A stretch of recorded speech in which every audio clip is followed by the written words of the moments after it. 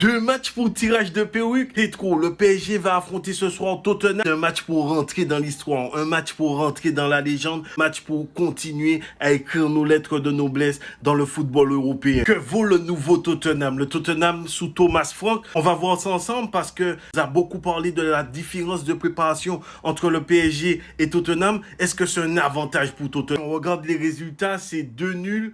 2 victoires et une défaite, plutôt équilibrée, mais c'est pas exceptionnel. La défaite, elle est très significative face au Bayern, équipe qui aime presser comme le PSG de Luis Enrique. Croyez-moi que Tottenham va souffrir ce soir. C'est la dernière alignée face au Bayern, ils en ont pris 4. Je pense qu'il va changer certaines choses, peut-être remettre un Kevin Danso dans la défense, mais en tout cas, c'est le système qu'il veut utiliser.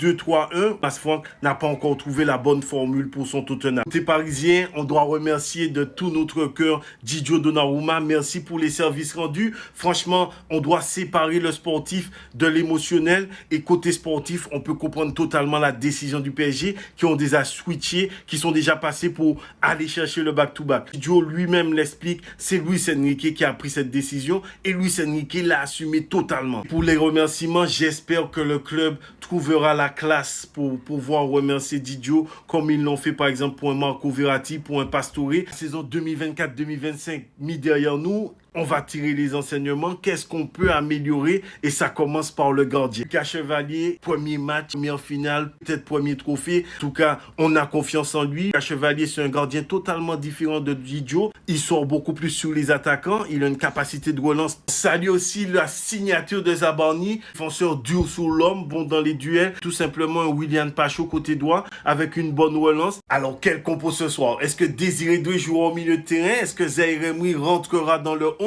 C'est une des seules incertitudes. Sinon, c'est du normal avec le petit Chevalier qui vient s'insérer dans cette compo. Les 4 fantastiques de derrière, ça ne bouge pas. Au milieu de terrain, 2 maestros, Fabian Ruiz et Vitinha. Doué ou Zaïre Emery. Et devant, Vara, Dembélé, Barcola ou Doué. On va retrouver notre PSG. Ça fait plaisir. On se soir pour le débrief.